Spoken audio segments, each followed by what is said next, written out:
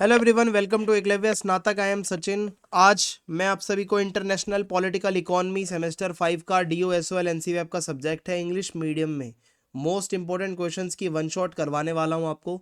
तो चलिए देखते हैं। अगर आपकी कोई क्वेरी होती है आप इंस्टा पे आके पूछ सकते हैं, और अगर आपको फ्री PDF नोट्स डाउनलोड करने हैं तो आप @एकलव्य स्नातक 1 जो टेलीग्राम ग्रुप है इसको ज्वाइन कर लीजिए। सारे लेटेस्ट अपडेट्स आपको मिल जाएंगे, सारे वीडियोज़ के लिंक यहाँ पे आपको मिल जाएंगे। आज का हमारा फर्स्ट क्वेश्चन है, analyse how globalisation has reshaped the traditional boundaries of international political economy, what new dynamics have emerged as a result. तो देखो भाई, globalisation has turn the world from a collection of separate island economies. पहले क्या होता था, island economies, छोटे छोटे islands बने हुए थे और हर कोई वही किया दो आपस में बस ट्रेड करते थे, ऐसा नहीं होता था, पूरा ग्लोबल ट्रेड चलता था। ठीक है, आज इंटरकनेक्टेड एक वेब बन गया है। पास्ट में क्या था, इंटरनेशनल पॉलिटिकल इकोनॉमी मोस्टली क्या होती थी भाई, दो देश आपस में कुछ कर रहे हैं ट्रेड वगैरह। लेकिन आज ये इनफ नहीं है दुनिया को समझने के लिए। द डेथ ऑफ डिस्टेंस, यानी कि अब डिस्टेंस कम हो गई है, दूरियां कम हो गई है। तो होता क्या था, ट्रेडिशनल इंटरनेशनल पॉलिटिक्स जब हम पढ़ते हैं इंटरनेशनल पॉलिटिकल इकोनॉमी, तो national borders like thick walls. पहले बॉर्डर्स की वैल्यू होती थी भाई कि इस सीमा से उस सीमा तक कोई सामान जा नहीं सकता बिना सरकार के परमिशन। ठीक है, सो ग्लोबलाइजेशन ने क्या है, इसको लीकी बना दिया है, थोड़ा ऐसा बना दिया है कि जाली नुमा। अब क्या है, छन के मतलब चीज़ें जा रही हैं, अब ट्रेड हो रहा है बिकॉज इंटरनेट आ गया है, ट्रांसपोर्ट तेज हो गया है, पैसा इधर से उधर जा रहा है। सो अब आप मान के चलो, न्यू डायनामिक क्या है कि government no longer fully stop the flow. आज कोई सरकार पूरी तरीके से तो किसी आइडिया को या पैसे को इधर उधर से आने से नहीं रोक सकती। So the boundary between what happens at home and what happens abroad, ये चीज़ हो गई है बिल्कुल डिसअपेयर। ठीक है, जो पहले एक बाउंड्री होती थी, ये चीज़ अब पूरी तरीके से हट गई है, डिसअपेयर हो गई है।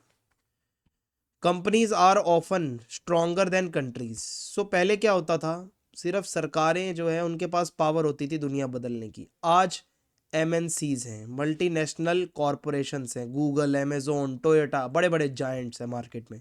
सो बहुत सी ये कंपनियां हैं जिनकी इतना पैसा, इनके पास GDP एक देश की उससे भी ज़्यादा इनके पास पैसा है।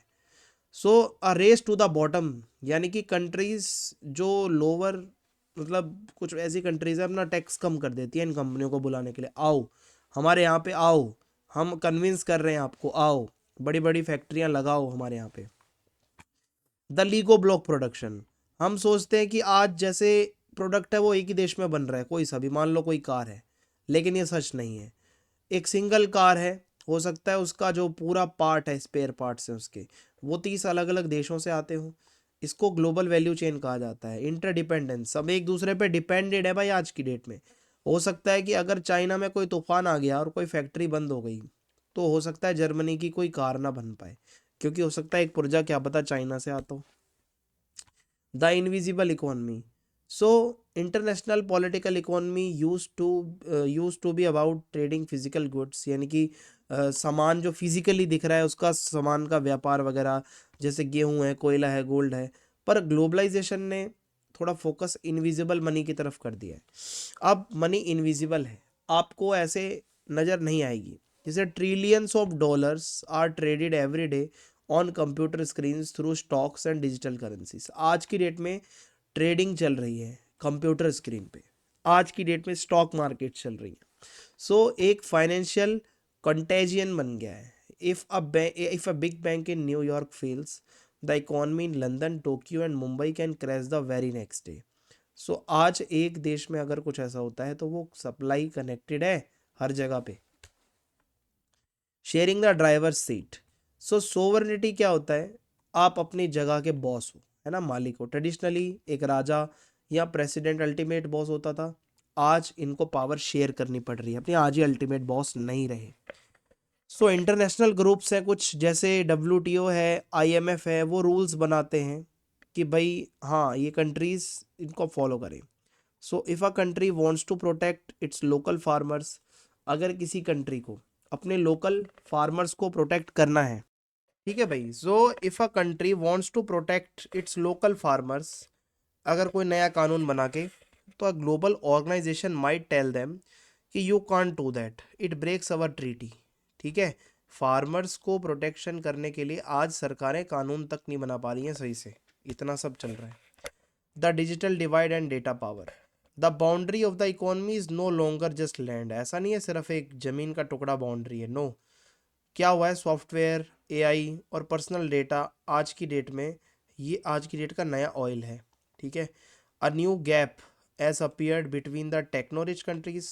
आज ऐसे भी देश हैं जो टेक्नोलॉजी के मामले में बहुत आगे हैं, और टेक्नो पुअर कंट्रीज, ऐसे भी देश हैं जो टेक्नोलॉजी के मामले में बहुत पीछे हैं। सो सिर्फ ज़मीन का टुकड़ा इतना बड़ा होने से कुछ नहीं होगा। पावरफुल कंट्री बनानी है तो आपको डेटा होना चाहिए आपके पास वो टेक्निकल इनोवेशंस होना बहुत ज़रूरी है आज की डेट के अंदर, ठीक है। आई होप आपको यहाँ तक समझ में आ रहा होगा। आगे बढ़ते हैं अब हम। People power and global activism. पुराने दिनों में international political economy was a game played only by elite politician. सिर्फ बड़े बड़े लोग सिर्फ ये सब बातें करते थे, बड़े बड़े बिजनेसमैन। ग्लोबलाइजेशन के आने से आम लोग भी इससे जुड़ गए हैं। सोशल मीडिया के थ्रू अब लोग ग्लोबल मूवमेंट्स को ऑर्गेनाइज कर रहे हैं, क्लाइमेट चेंज वगैरह को लेकर, या भाई दिहाड़ी सही मिले उस चीज़ को लेकर आवाज़ उठा रहे हैं लगातार। कुछ एनजीओज हैं, ठीक है, वो टेबल पे बैठते हैं, वो प्रेशर डालते हैं कंपनीज के ऊपर कि भाई आप थोड़ा एथिकल हो जाओ और मतलब थोड़ा अच्छा काम कर लो, जो उनका बॉयकॉट करने के लिए कैंपेनिंग चलाई जा सकती है। तो ये सब चीज़ें अब आ गई हैं। Shift from west to east. बहुत लंबे समय से क्या होता था, यूएस और यूरोप जो वेस्टर्न कंट्रीज हैं यही ग्लोबल इकोनॉमीज को रन करते थे, ठीक है। और होता क्या था, ग्लोबलाइजेशन की वजह से थोड़ी सी ऐसे देश भी एमर्ज कर रहे हैं जो नई इकोनॉमीज हैं। Countries like China and India have used global trade to become super powers. ये भी ट्रेड करके ही ये देश आगे बढ़ रहे हैं। सो नाउ हम एक मल्टीपोलर वर्ल्ड में रहते हैं, एक सुपर पावर नहीं है, यहाँ पे बहुत सारी सुपर पावर्स हैं। सो जो पुराने रूल्स बड़े बड़े देशों ने बनाए थे उनको चैलेंज किया जा रहा है। सेंटर ऑफ ग्रेविटी अब एशिया बन रहा है। Trade as a weapon. So देखो, because countries are so connected, they don't need to use bomb to fight, they use trade. आज की डेट में कोई भी बड़ा देश है वो बॉम्ब की धमकी नहीं देता, वो ट्रेड की धमकी देता है। सो अगर एक कंट्री, इफ कंट्री ए है वो एंग्री है कंट्री बी के ऊपर, तो हो सकता है भाई वो अपना वाइटल कंप्यूटर की चिप्स बेचना बंद कर दे, या हो सकता है cut off their access to global banking से ही उनका एक्सेस को कट करवा दे। सो इसको कहा जाता है वेपनाइज्ड इंटरडिपेंडेंस, ठीक है। यानी कि being connected makes us richer. हाँ, आप कनेक्टेड हो तो आप अमीर हो, but it also gives our rivals a way to hurt us without firing a single bullet. लेकिन कनेक्टेड रह के हमारे राइवल्स को ये पता चल जाएगा हम इस चीज़ के लिए इस देश पे डिपेंड हैं, और अगर इन केस कभी भी वो ऐसा मुसीबत आई तो वो उसको यूज़ कर लेगा उस नॉलेज को। The rise of populism. So globalisation hasn't been fair to everyone. हर किसी के साथ फेयर नहीं हुआ है, इसकी वजह से एक अच्छा खासा अमाउंट जनरेट हुआ है ग्लोबलाइजेशन की वजह से, नो डाउट, इसमें हम मना नहीं कर रहे हैं, ठीक है। लेकिन इससे बहुत सारे लोगों की जॉब्स भी गई हैं, ठीक है, क्योंकि मशीनें आ गई हैं, सस्ता काम हो रहा है। इससे क्या है, बैकलैश मिला है। Many people are voting for leaders who promise to close the borders. यानी कि बहुत सारे लीडर्स हैं जो अब ऐसे वादे करते हैं, प्रॉमिस करते हैं, लोग सपोर्ट भी करते हैं कि हम बॉर्डर क्लोज कर देंगे, ट्रेड रुकवा देंगे, या फिर अपनी देश को हम पहले देखेंगे, जैसे अमेरिका फर्स्ट, या फिर ब्रिटेन ने भी मतलब ब्रेक्सिट किया था, यूरोपियन यूनियन से खुद को पीछे हटा लिया था। सो नेशनलिज्म और ग्लोबलाइजेशन के बीच अब एक प्रॉब्लम चल रही है। Second question, explain and critically analyse the key assumptions of economic nationalism in the context of international political economy. अब आपको थोड़ा सही से बताना है कि assumptions ऑफ इकोनॉमिक नेशनलिज्म के ऊपर फोकस्ड आपका ये आंसर रहने वाला है। सो देखिए भाई, economic nationalism is an ideology. ये एक आइडियोलॉजी है जो कि क्या बिलीव करती है कि एक कंट्री की economy should be used the tool to make the nation stronger. आप इकोनॉमी को यूज करो अपने देश को स्ट्रांग बनाने के लिए, इंडिपेंडेंट बनाने के लिए, है ना। वाइल ग्लोबलाइजेशन फोकस करती है सबको जोड़ के चलने के लिए। सो इकोनॉमिक जब नेशनलिज्म आपके देश में आएगा तो आप सोचोगे भाई पहले मेरा देश है, पहले मैं अपने देश के बारे में फायदा सोचूंगा फिर दूसरे का सोचूंगा। तो आपको एक कोर असम्पशंस को समझना पड़ेगा इसके लिए। देखो, the state is the most important actor ठीक है, स्टेट यानी कोई भी देश है वो बहुत ज़रूरी है। The most basic assumption is that the state is the captain of the ship. आप मान के चलो एक जहाज है और उसका जो कैप्टन है वो वहाँ की गवर्नमेंट है। Okay, so unlike liberals who believe private company, liberal तो कहते हैं भाई सब कुछ प्राइवेट कर दो, है ना, इकॉनमी को वही चलाएंगे, लेकिन जो नेशनलिस्ट लोग हैं वो कहते हैं government must direct money and trade to serve national interest, कि गवर्नमेंट का कंट्रोल हो मनी के ऊपर और ट्रेड के ऊपर, ताकि नेशनल इंटरेस्ट, देश की भलाई में, देश हित में काम हो सके। So to ensure the country remain powerful, हाँ भाई इस चीज़ को इंश्योर करना है कि वो कंट्री पावरफुल रहे और एक सर्वेंट ना बने किसी बाहर की कंपनी का, तो बहुत ज़रूरी होता है।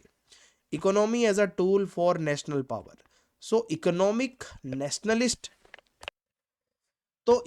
Nationalist don't just care about wealth, they care about power. Power चाहिए भाई। जो लोग इकोनॉमिक नेशनलिस्ट हैं वो मानते हैं कि एक कंट्री अगर रिच है तो ही वो स्ट्रांग है, ठीक है, उनका आप मानना समझो क्या है। So money is use to build a strong military, पैसा होगा तो आपकी मिलिट्री स्ट्रांग है, आपकी टेक्नोलॉजी स्ट्रांग है, दुनिया में आपकी इज्जत है।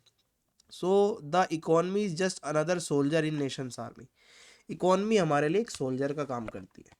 Trade is a zero sum game, देखो ये बहुत क्रिटिकल अजम्पशन है कि नेशनलिस्ट लोग मानते हैं अगर मान लो कंट्री ए है वो अगर अमीर हो जाती है ट्रेड करके, ठीक है, तो country B must be getting poorer, दूसरी कंट्री वीक हो जाएगी अपने आप। यानी कि आप सोचो, थिंक ऑफ अ पिज़्ज़ा, ठीक है, मान लो एक पिज़्ज़ा है, ओके भाई मान लिया चलो एक पिज़्ज़ा है, ऐसे इसके पीसेस है। तो नेशनलिस्ट लोग क्या मानते हैं, there is only one pizza, आपका एक ही पिज़्ज़ा है। If you take a bigger slice there is less for me, आप ज़्यादा लोगे, ठीक है, तो हो सकता है मेरे लिए कम बचे। So they don't believe trade can bake a bigger pizza for everyone, trade करोगे तो आप अपने लिए बना पिज़्ज़ा बना लोगे पर बाकी होगा क्या होगा। So nationalist don't care if their economy grows by 5%, ठीक है, they care if it grows more than their rivals, ये नहीं देखेंगे कि भाई 5% ही है या कितनी परसेंट है, वो कहेंगे तो सामने वाले से ज़्यादा ग्रोथ होनी चाहिए बस हमारी।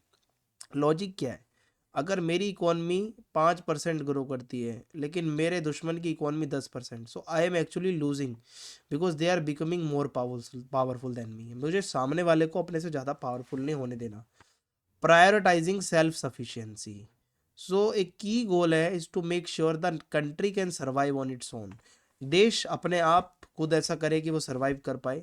सो नेशनलिस्ट हेट बीइंग डिपेंडेंट, ये कहते हैं नेशनलिस्ट लोग कि डिपेंडेंट मत रहो दूसरों के ऊपर, खाने के लिए, एनर्जी के लिए, कंप्यूटर चिप्स के लिए। वो इनकरेज करते हैं इम्पोर्ट सब्स्टिट्यूशन, आप सब्स्टिट्यूट ढूंढो, आप चीज़ें अपने घर में बनाओ, मतलब ताकि कल को कोई हमारी इकॉनमी का स्विच बंद ना कर दे, ये कह दे कि नहीं हमें तो आपको ये चीज़ देनी नहीं। So efficiency problem, when a country uses protectionism, protectionism क्या होता है, आप कुछ भी अगर इंपोर्ट कर रहे हो बाहर से आ रहा है तो उस पर बहुत हाई टैक्स लगा रहे हो, तो होगा क्या, आपके वहाँ की लोकल जॉब प्रोटेक्ट होंगी, लेकिन इसी के साथ कंपटीशन खत्म हो जाएगा आपके देश में। सो अगर कंपटीशन नहीं होगा बाहर की कंपनियों का तो लोकल फैक्ट्री आपकी लेजी हो जाएंगी, जो देंगी फिर आपको वही सामान मिलेगा फिर, ठीक है, सिटीजन्स को मिलेगा, पैसे तो ज़्यादा देंगे, क्वालिटी घटिया। क्रिटिकल एनालिसिस क्या है, the risk of retaliation, so economic nationalism often leads to trade wars, trade wars होती हैं, अगर यूएस ने टैक्स लगाया चाइनीज स्टील के ऊपर तो China will put a tax on US soybeans, ये चलता रहेगा, ठीक है। सो इन द एंड दोनों कंट्रीज पैसा गवाएंगी, ग्लोबल प्राइसेस ऊपर जाएंगे। So what was meant to protect the nation, आप अपने देश बचाने के लिए कर रहे थे, लेकिन अपने ही फार्मर्स, अपने ही कंज्यूमर्स का आप नुकसान करवा दोगे एट द एंड, है ना, ऐसा ही तो होगा और क्या होगा। फिर है क्रिटिकल एनालिसिस, अब थोड़ा इसको समझते हैं। ग्लोबल रियलिटी क्या है, उसको इग्नोर किया जा रहा है। आज की जो दुनिया है वो ग्लोबल सप्लाई चेन पर पूरी बिल्ट है। नेशनलिस्ट चाहते हैं सारी जॉब हमारे देश में हमें मिले, बट ये इम्पॉसिबल है कि आप मॉडर्न स्मार्टफोन अपने ही रिसोर्सेज से बना दो। अब यहाँ पे है क्या, देखो, by trying to be 100% self sufficient, आप सोच रहे हो 100% सब कुछ हम अपने घर पे बना देंगे, तो a country might accidentally cut itself of from the best technology, हो सकता है आपको सस्ते में कोई बाहर बेस्ट टेक्नोलॉजी मिल रही हो वो आपको नहीं मिल पाएगी, बाहर बढ़िया मटेरियल मिल रहा हो वो आपको नहीं मिल पाएगा, तो आप वीक हो सकते हो आगे चल के। Critical analysis, benefits from the few, यानी कि जब गवर्नमेंट डिसाइड कर ले कि which industries to protect with subsidies, it often picks favourites. आप कुछ फेवरेट इंडस्ट्रीज चुन लो कि इसको प्रोटेक्ट करना है हमें अपने देश में। लेकिन this leads to chronic capitalism, यानी कि where business owners with political connection get rich from government's help. हो सकता है सिर्फ कुछ ही लोग जो है वो गवर्नमेंट की मदद से अमीर हो जाए, छोटे मोटे बिजनेसमैन रेगुलर वर्कर्स को फायदा ना मिल पाए। और फिर है एनालिसिस के अंदर ही potential for conflict. So because nationalist see trade as a battle of power, nationalist लोग मानते हैं ट्रेड क्या है, पावर का बैटल चल रहा है, लड़ाई चल रही है। सो ये ideology often leads to actual political tension, और ये ट्रेड को लेके एक्चुअल में भी टेंशन हो सकती है। So when countries stop trading, जब ट्रेडिंग रुक जाती है तो वो बात भी नहीं करते। और जब economic walls go up, the chances of military conflict usually go up. अगर इकोनॉमी रुक जाएगी दोनों देशों की तो बहुत ज़्यादा हाई चांसेस है कि लड़ाई भी हो सकती है। ठीक है, आई होप आपको यहाँ तक समझ में आ गया होगा। आगे बढ़ते हैं। Critically evaluate the liberal approach to international political economy, how does it differ from the Marxist approach. Liberals क्या कहते हैं, चलिए देखते हैं लिबरल्स का क्या मानना है इसमें।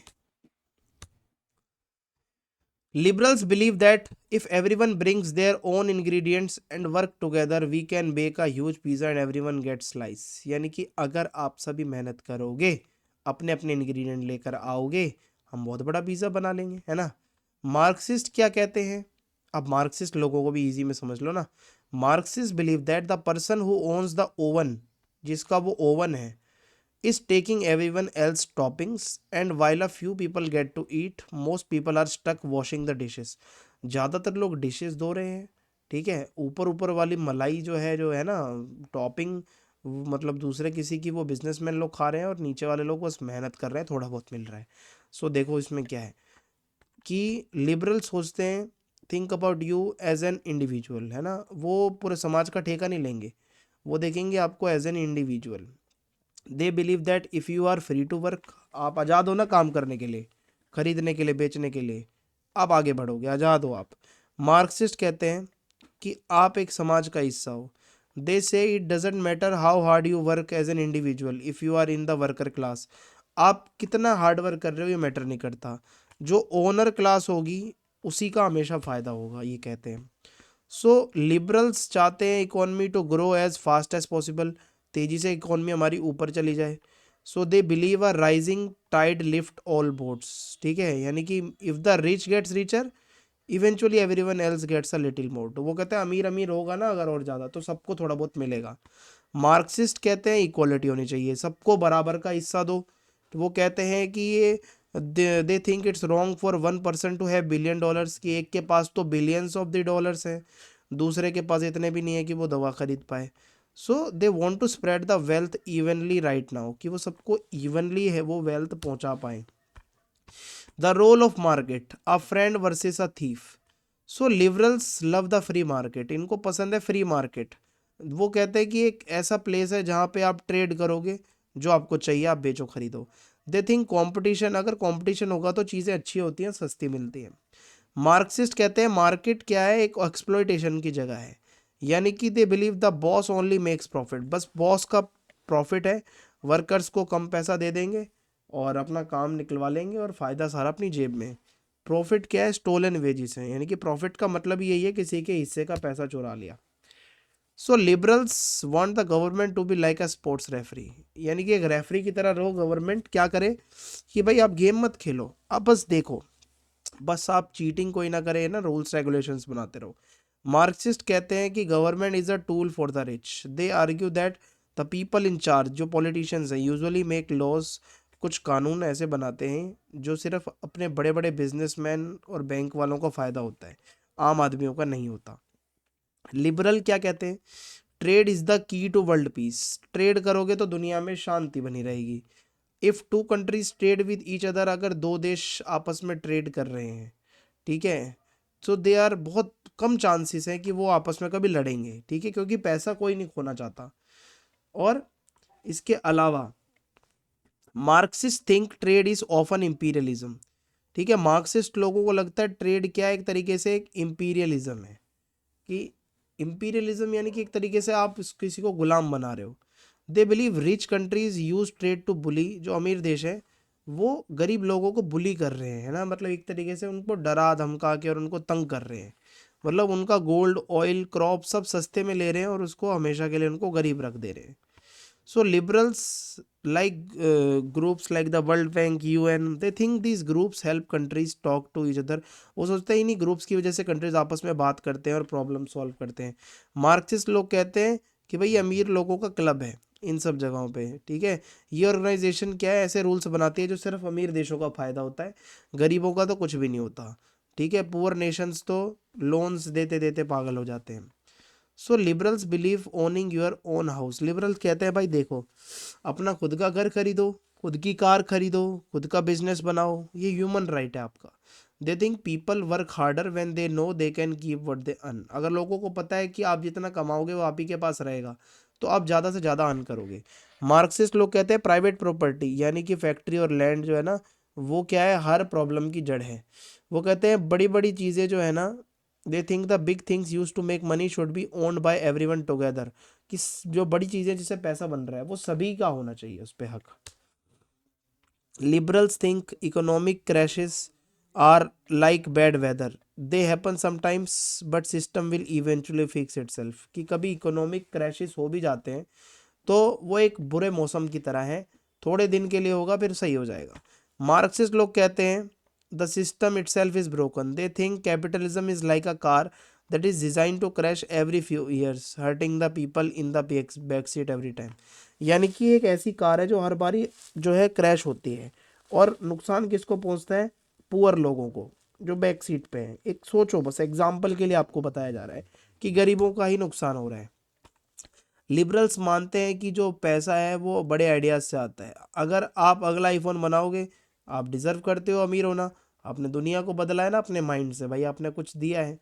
मार्क्सिस्ट लोग क्या कहते हैं कि आप मेहनत करो, उसी से ही मतलब आपका पैसा आ रहा है। दे से the iPhone is the only valuable because जो आईफोन को बनाने वाले फैक्ट्री वर्कर्स हैं ना, उन्होंने बनाया है, फैक्ट्री वर्कर्स की वजह से, वर्कर्स है ना। सो दिख वो मानते हैं कि वर्कर्स जो है ना उनको ज़्यादा पैसा मिले। आइडिया से क्या होता है, आईफोन बनाना आइडिया ठीक है, लेकिन जो वर्कर्स ने मेहनत करी है उसका कुछ नहीं। तो ऐसा कह रहे हैं। लिबरल्स मानते हैं कि we should keep the current system but make it a little better and with better technology and smarter trade deals. Smart trade deals करो, थोड़ी टेक्नोलॉजी अच्छी कर लो। मार्क्सिस्ट कहते हैं कि हमें क्रांति करनी है, रेवोल्यूशन, बदलाव की ज़रूरत है। वो मानते हैं जो करंट सिस्टम है ना वो बहुत अनफेयर है, इवेंचुअली ये रिप्लेस हो जाएगा, ठीक है। जहाँ पे कोई बॉस नहीं होगा, हमारी ही चलेगी हर जगह पे, ऐसा उनका मानना है। How does feminist theory critique traditional development paradigms in IPE? What unique insights does it offer regarding labor inequality and power? Feminist theory के बारे में भी क्वेश्चन आ सकता है। तो अगर फेमिनिस्ट थ्योरी की हम बात करें यहाँ पे, feminist theory in international political economy, IPE जिसको हम कहते हैं, act as a critical lens. ये क्रिटिकल लेंस है जो कुछ बातें बताती है जो हमारी ट्रेडिशनल थ्योरी चलती आ रही है, लिबरलिज्म की, रियलिज्म की, उसमें बहुत सी ऐसी चीज़ें हैं जो मिस की गई हैं, जो ये लोग बताएंगे। ये कहते हैं ग्लोबल इकोनॉमी सिर्फ एक सिस्टम नहीं है, सिर्फ स्टेट और मार्केट का। हमारे यहाँ जेंडर की बात क्यों नहीं हम कर रहे हैं।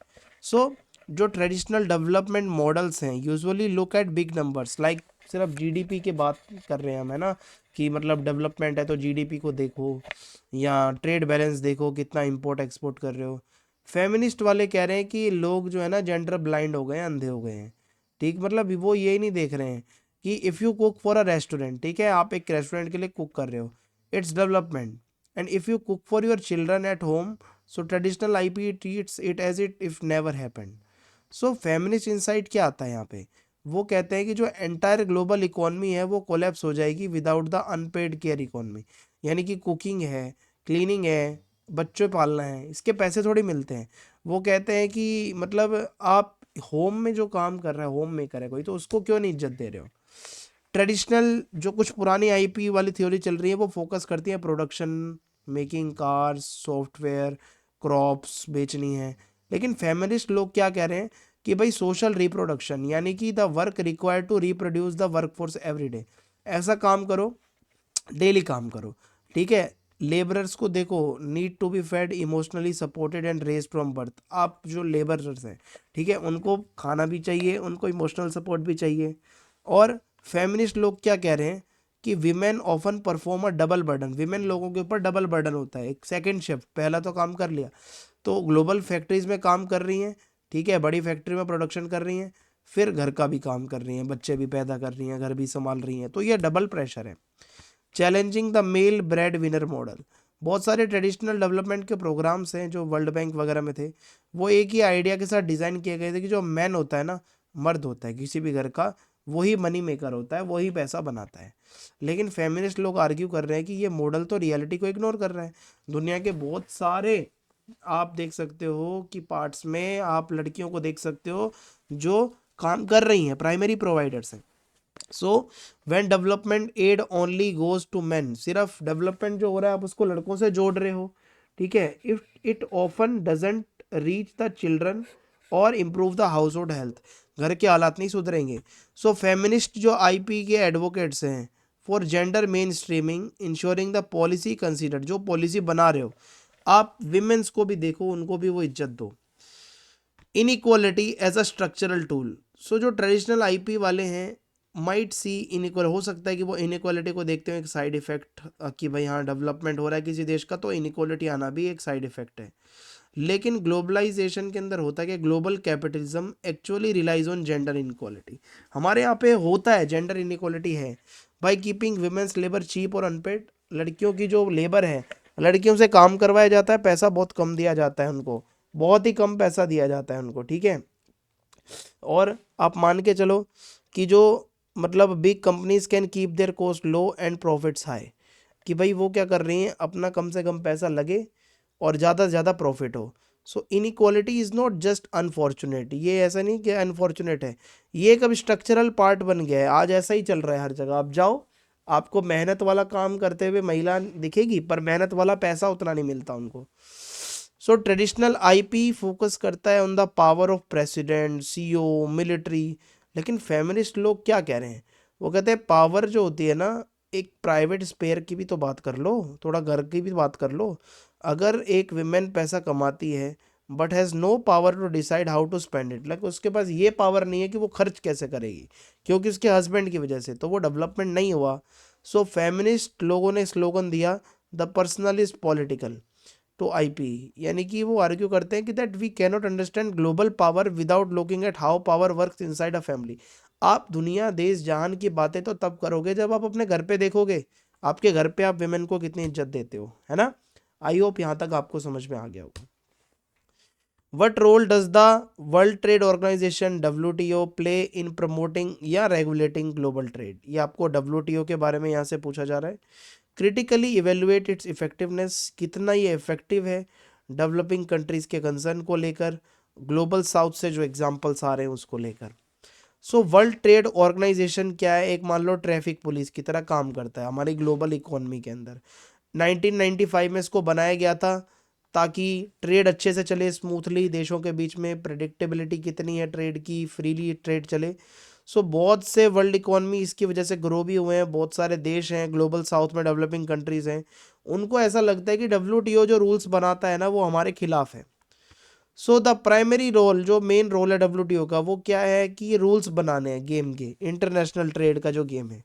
सो WTO से पहले क्या होता था, बहुत ही दंगा फसाद मचता रहता था। अब क्या है, मेंबर नेशन एग्रीमेंट साइन करते हैं, दैट उसमें लिखा होता है कि they should treat each others goods and services, कि कैसे आप व्यापार होने दोगे या नहीं होने दोगे, क्या है ये जो रूल्स हैं, ये क्यों हैं कि भाई एकदम से कानून नहीं बदलोगे, एग्रीमेंट पे साइन करो इधर कि भाई आप कभी इंपोर्ट बंद कर दो, एक्सपोर्ट बंद कर दो, ऐसा नहीं होगा, सब कुछ अच्छे से चलेगा यहाँ पे। So the forum for negotiations, the meeting room, होता क्या है, WTO एक जाइंट है, बहुत बड़ा है, मतलब जाइंट राउंड टेबल है जहाँ पे बहुत सारे देश आते हैं, बातचीत करते हैं कि भाई अपना टैक्स कम कर दो, टैरिफ कम कर लो, ट्रेड बैरियर हटा लो। ये जो टॉक्स होती हैं अलग अलग राउंड्स में होती हैं, ठीक है, जैसे फेमस दोहा डेवलपमेंट राउंड था। सो गोल है कि 160 प्लस मेंबर एग्री करें ऐसे कानूनों पर जिससे सबको फ़ायदा हो। द डिस्प्यूट सेटलमेंट बॉडी, जिसको कहा जाता है the trade court. So one of the most powerful roles of the WTO का one of the most powerful role क्या है, इसका कोर्ट सिस्टम है। अगर कंट्री ए ये सोचती है कि भाई कंट्री बी कोई भी ट्रेड का रूल तोड़ रही है, so they don't go to war, तो वो लड़ने नहीं जाते हैं, वो WTO के पास जाते हैं, क्योंकि WTO इस केस को सुनेगा और अगर कंट्री बी गिल्टी है, उसने कुछ गलत किया है, तो उसके पास इतनी अथॉरिटी है कि वो कंट्री ए को पनिश कर सकती है, कंट्री बी को, कंट्री ए पनिश कर सकता है कंट्री बी को सैंक्शंस लगा के।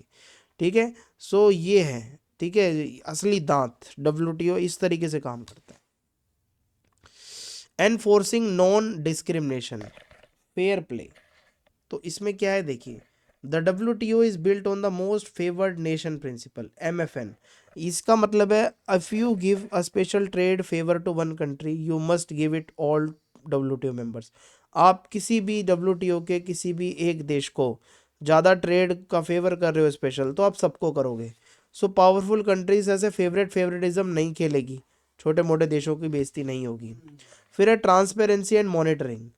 सो होता क्या है, WTO रेगुलरली रिव्यू करता है जो भी इसकी ट्रेड पॉलिसीज हैं, इसके मेंबर्स हैं। हर कुछ सालों में a country must open its books to the WTO। आपको दिखाना पड़ेगा सारा लिखा लिखा हुआ कच्चा चिट्ठा कि हाँ भाई, आप मतलब कोई सीक्रेट सब्सिडी या अनफेयर कुछ ऐसे लॉज तो नहीं यूज़ कर रहे हो जिससे कंपनी को फ़ायदा हो रहा हो आपकी। सो इससे एक ट्रांसपेरेंसी आती है कि हर देश को पता होगा कि हम क्या कर रहे हैं। Developing countries in the global south often rely on selling. जो ग्लोबल साउथ है, देखो ये साउथ है, ये ग्लोब है, इसके बीच की लाइन खींच के देख लो, ये साउथ है। और ये often rely on selling farm products, ये फार्म प्रोडक्ट्स बेचते हैं, कॉटन, शुगर, कॉर्न। हाउएवर जो रिच नेशंस है, अमेरिका, यूरोपियन यूनियन के, वो give billions of dollars in subsidies to their own farmers. ये अपने फार्मर्स को ही इतनी सब्सिडीज दे देते हैं।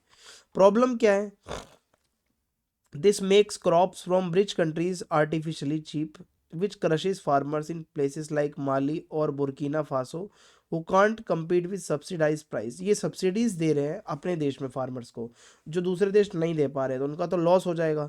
सो इस चीज़ को कम करवाने के लिए WTO लगातार काम कर रहा है। The WTO's rule on intellectual property protect the patents of big pharmaceutical companies. बड़ी बड़ी जो फार्मास्यूटिकल कंपनीज का पेटेंट है उसको प्रोटेक्ट किया जाता है। जैसे HIV एड के क्राइसिस के समय in the late 19s, countries है जैसे साउथ अफ्रीका है, वो बहुत स्ट्रगल कर रही थी, है ना, पेटेंटेड मेडिसिन नहीं मिल रही थी। So WTO rules initially made it hard for them to produce cheaper generic versions. तो WTO का रूल था ये पेटेंटेड है, आप उसी सेम चीज़ का सस्ता मॉडल नहीं बना सकते। तो होता क्या है कि भाई लोग प्रॉफिट देख रहे हैं लोगों से ऊपर। The green room. So in theory every country has one vote, सबको एक वोट है। रियलिटी में क्या होता है, मोस्ट इंपॉर्टेंट डिसीजंस जो है ना, वो बहुत छोटी मोटी मीटिंग्स में ले लिए जाते हैं। US, यूरोपियन यूनियन, चाइना और इंडिया मिलकर ले लेती है। बहुत सारे स्मॉल नेशंस जो है ग्लोबल साउथ वगैरह के, वो तो आउट ऑफ द लूप रहते हैं, उनको पता ही नहीं होता चल क्या रहा है। सो जब बड़े कंट्रीज कुछ कर देते हैं डिसाइड, तब उनको वो रूल्स पता चलते हैं। Special and differentiated treatment, SNDT। So the WTO does have a rule, एक रूल है that developing countries should get easier terms. जो डेवलपिंग देश है, जो डेवलप नहीं है अभी, ठीक है, जैसे कि ज़्यादा से ज़्यादा उनको टाइम मिले नया कानून फॉलो करने के लिए, और टैरिफ्स वगैरह ज़्यादा ना कट करवाए जाए ना, मतलब ऐसा कुछ हो। सो डेवलपिंग कंट्रीज़, यहाँ पे क्रिटिक क्या आता है, डेवलपिंग कंट्रीज आर्ग्यू दैट ये जो फेवर्स है ये बहुत कम है, इससे कुछ नहीं होगा हमारा। ये तो सिर्फ ऐसा है कि तुम ट्रेड डील साइन करवा रहे हो एक ऐसा लालच देके, और हमारी लोकल इंडस्ट्रीज को तुम खत्म कर रहे हो। The rise of mega regional deals. So अब WTO स्लो हो गया है। सो हुआ क्या है, the Doha round has been stalled for 20 years. इतना टाइम हो गया है, बहुत सारे अमीर देश अभी भी इग्नोर कर रहे हैं WTO को भी, और अपनी खुद की डील्स करते रहते हैं। सो द डेंजर, ये जो ग्लोबल साउथ का डेंजर है, जब ट्रेड होता है, स्मॉल छोटे मोटे जो देश हैं उनके बारे में कोई सोचता नहीं है, मीटिंग होती नहीं है उनसे, तो फेयर रूल्स कैसे बन पाएंगे, उनका कोई बोलने में हक ही नहीं है। ठीक है, आगे बढ़ते हैं भाई। अब हम analyse the rise of cyber economy.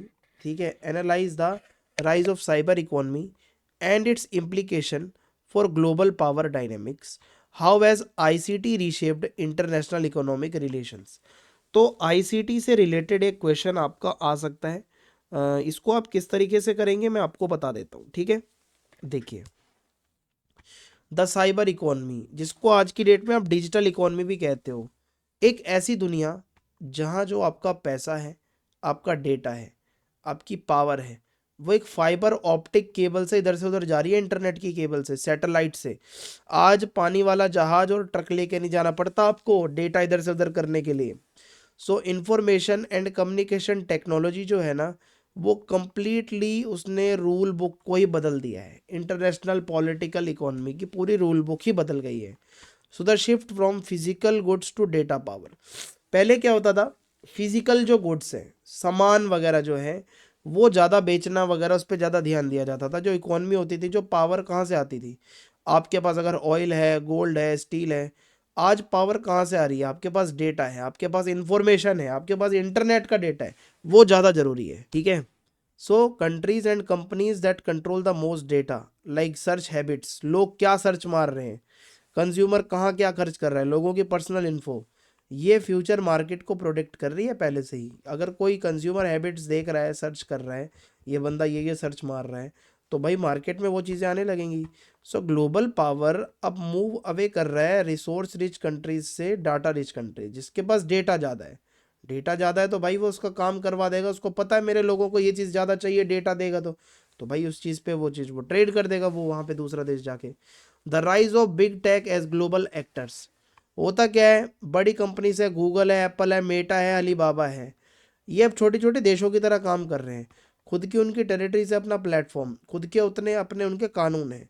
सो ये जो कंपनियां हैं, have more money and influence than middle size countries. बहुत सारी मिडल साइज छोटी मोटी देश हैं, उनसे भी पावरफुल ये कंपनियां हैं आज की डेट में।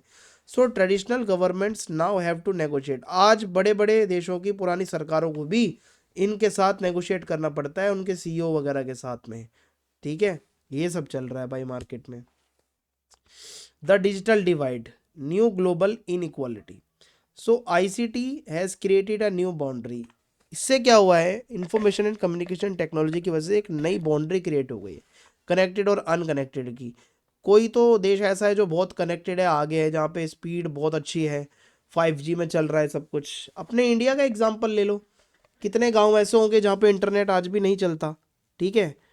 अब यही सब चीज़ें, कुछ तो बहुत आगे हैं और कुछ तो बहुत पीछे हैं। सो जो डेवलपिंग नेशंस हैं, ठीक है, दैट कैनॉट अफोर्ड एक्सपेंसिव, जो ज़्यादा पैसे वाले टेक्नोलॉजी नहीं अफोर्ड कर पाते, ठीक है, उनको रिस्क है कि वो एकदम से ही इकोनॉमी से इरेज हो सकते हैं। सो एक गैप बन रहा है ना भाई, अमीर लोगों का और गरीब लोगों का, जो कि नहीं बनना चाहिए। 24/7 ग्लोबल फाइनेंशियल मार्केट्स। आईसीटी से पहले trading money between countries took time. पहले ट्रेड करने में बहुत टाइम लग जाता था, जब इंटरनेट वगैरह ये सब नहीं था। आज ट्रिलियंस ऑफ द डॉलर पूरी दुनिया में इधर से उधर जा रहे हैं मिली सेकेंड्स में। हाई फ्रीक्वेंसी पे ट्रेडिंग चल रही है भाई, बहुत तकड़ी ट्रेडिंग चल रही है दुनिया में। Computers not humans make many of the world's financial decisions today. आज की डेट में दुनिया के बड़े बड़े फैसले कंप्यूटर लेता है, इंसान नहीं लेता। So while this makes trade fast, इससे ये जरूर है कि ट्रेड बहुत तेज हो गया है, लेकिन ग्लोबल इकोनॉमी थोड़ी नर्वस हो जाती है, क्योंकि यार सॉफ्टवेयर ग्लिच, अगर कोई प्रॉब्लम आ गई सॉफ्टवेयर में, डिजिटल पैनिक आ गया, तो ग्लोबल मार्केट क्रैश हो जाएगी, ये दिक्कत रहती है। The gig economy and the mobile workers. So ICT has changed how people work. लोगों के काम करने का तरीका बदल गया है। आज आपको ऑफिस में बैठ के ही काम करना नहीं होता है, ठीक है, किसी कंपनी के लिए। आज क्या है, प्लेटफॉर्म्स लाइक अपवर्क और उबेर, आज क्या है, आप डिजिटल लेबर आपको मिल जाती है ऑनलाइन। आप ड्राइवर हो उबर के, ऑनलाइन आपने अपनी ड्यूटी ऑन करी, आपको सवारियाँ मिल जाएंगी। सो एक ग्लोबल लेबर मार्केट बन रही है। ठीक है, आपको जॉब कुछ तो मिल रहा है, कोई तो काम धंधा कर रहे हो, ठीक है, लेकिन it also means workers in rich countries have to compete with workers in cheaper countries.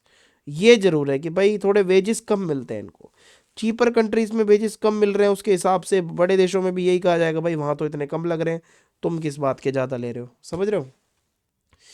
Intellectual property as the new battlefield. आज रणभूमि बना है इंटेलेक्चुअल प्रॉपर्टी। साइबर इकोनॉमी जब पढ़ोगे तो सबसे इंपॉर्टेंट चीज़ क्या है, आपके ideas, software code, vaccines, formulas, AI algorithms, क्या बना रहे हो आप। सो अगर आपको प्रोटेक्ट करना है इन आइडियाज़ को, तो through patent has become the biggest गोल। आपको पेटेंट करना है, कोई आइडिया है आपके पास, उसको आप पेटेंट करोगे। So countries now fight trade wars. आज ट्रेड वॉर्स चल रही हैं, intellectual property rights rather than just tax on physical goods. आज की डेट में सिर्फ सामान पे कितना टैक्स लगाया, कितना नहीं लगाया, कितना क्या आया, कितना क्या नहीं आया, इस पे लड़ाइयाँ नहीं होती ज़्यादा, ठीक है। Cyber warfare and economic sabotage. Since the economy runs on computers, आज हमारी पूरी इकोनॉमी कंप्यूटर्स पे चल रही है। The front line of war has move to the internet, आज इंटरनेट है हमारी लड़ाई की line. So instead of dropping bombs, आज कोई बम नहीं गिरा रहा किसी पे जाके, आज आप दूसरे कंट्री की बैंकिंग सिस्टम वेबसाइट हैक कर दो सरकार की, ठीक है, उसका पावर ग्रिड ही डिस्ट्रॉय कर दो, उनकी इकोनॉमी खत्म। So national security is now tied to cyber security, cyber security is very much important. आज नेशन की सिक्योरिटी को साइबर सिक्योरिटी के साथ जोड़ के देखा जाता है। So economic power is useless if your digital walls are weak, अगर आपके डिजिटल वॉल्स वीक है तो आपकी इकोनॉमिक पावर किसी काम की नहीं है, क्योंकि कभी भी आपके ऊपर हैकिंग का अटैक मंडरा रहा है। E-commerce and the death of the local shops. So ये इंटरनेट वगैरह से आने से क्या हुआ है, अमेज़ोन, शॉपिफाई, ये कहीं पे भी कुछ भी बेच रहे हैं, ब्लिंकिट है, ठीक है, स्विगी, इंस्टामार्ट है। इससे मतलब क्या हुआ है, एक ट्रेडिशनल बाउंड्री होती है एक मार्केट प्लेस की, आपको कुछ लेना होता तो आप जाते थे लेने। तो smaller countries struggle to tax these digital sales, tax लगाने में दिक्कत आती है डिजिटल सेल्स के ऊपर, यानी कि they lose out on money that use to go toward schools, जो टैक्स का पैसा हॉस्पिटल स्कूल में लगना चाहिए था वो नहीं लग रहा, वो टैक्स का पैसा वापस से इन्हीं टैक्स जाइंट्स के पास पहुंच रहा है। Digital currency and the threat to dollar, कई डिकेड्स तक US dollar has been the king of the world economy, ठीक है, एक टाइम था जब डॉलर का नाम सुनते ही लोग डर जाते थे, लेकिन आज क्रिप्टो करेंसीज आ गई हैं, डिजिटल युआन आ गया है, चाइना की डिजिटल करेंसी आ गई है जो चैलेंज कर रही है इन चीज़ों को। So if countries can trade using digital tokens, अगर डॉलर्स को छोड़कर डिजिटल टोकन यूज होंगे तो यूएस को तो अपना बहुत बड़ा नुकसान होगा। सो वी आर एंटरिंग, हम ऐसे एरा में प्रवेश कर रहे हैं जो करेंसी की कंपटीशन है, जहाँ डिजिटल मनी पूरा सिस्टम चेंज कर सकती है बैंकिंग सिस्टम का। सो साइबर इकोनॉमी में क्या होता है, द सर्विलेंस इकोनॉमी, जितना भी ट्रांजैक्शन आप करते हो वो ट्रैक होता है, एक ऐसा डायनेमिक क्रिएट हो गया है where government and companies watch everything, हम जो भी कर रहे हैं, हमारी जो भी चीज़ें वो सब दिख रहा है। Privacy has become a luxury, आज प्राइवेसी एक लग्जरी है, आपके डिजिटल फुटप्रिंट यूज़ किए जाते हैं, ठीक है, आपका क्रेडिट स्कोर क्या रहेगा, आपको मतलब योर इंश्योरेंस रेट्स, आप कितना ट्रैवल कर रहे हो, क्या कर रहे हो, सब दिख रहा है आजकल। सो पावर आज की डेट में क्या है कि मतलब जो एल्गोरिदम है जिसके पास ज़्यादा से ज़्यादा, जो ह्यूमन बिहेवियर जानता है कौन कितना सर्च कर रहा है, उसकी वैल्यू ज़्यादा है उस आदमी की, ठीक है। तो ये सारे कुछ क्वेश्चंस थे, ज़्यादा इसमें क्वेश्चंस मेरे को मिले नहीं है, जो लिमिटेड थे वो मैंने आपको बता दिए। अगर आप इनको अच्छे से कर लेते हो तो आपका एग्ज़ाम बहुत अच्छा चला जा सकता है। आप वीडियो को लाइक करना, वीडियो को शेयर करना, ज़्यादा से ज़्यादा अपने दोस्तों के साथ भी आप इस वीडियो को शेयर करें। जय हिंद, जय भारत।